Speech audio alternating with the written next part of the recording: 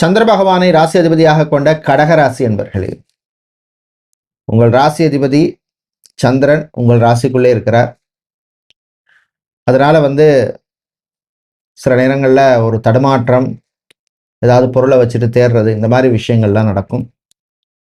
பிரயாணங்கள் பயணங்களின் பொழுது கவனம் தேவை. முடிந்தால் இரவு நேர பிரயாணம் பயணத்தை தவிர்ப்பது நல்லது. திருமணம் விவாகம் கல்யாணம் சம்பந்தமான விஷயங்கள்ல புது முயற்சி எடுக்கும் போது கொஞ்சம் கவனமா இருக்கணும். அது மாதிரி ப்ரொஃபைல் விஷயங்களில் கவனம் தேவை, அலர்ட்டா இருங்க. வேலையை பொறுத்தவரையில் புது முயற்சிகளிலே முன்னேற்றம் உண்டு.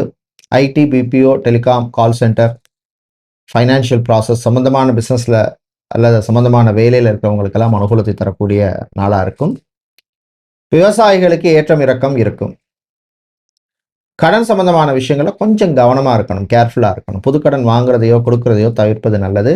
அது மாதிரி வட்டிக்காக கடன் வாங்குறது, கடனுக்காக கடன் வாங்குறது, இந்த மாதிரி விஷயங்கள் எல்லாம் கொஞ்சம் அலர்ட்டாக இருங்க. வெளிநாடு சம்பந்தமான விஷயங்களில் அவசரம் வேண்டாம். இன்று நீங்கள் நல்லவரனை பெறுவதற்கு வழிபட வேண்டிய தெய்வ வழிபாடு மாரியம்மன் வழிபாடு. மாரியம்மனுக்கு நீங்கள் பாயசம் நைவேத்தியம் செய்து வழிபடுறது விசேஷம். அதிர்ஷ்டமான நிறம் நீலம். அதிர்ஷ்டத்தை தருகின்ற எண் 8.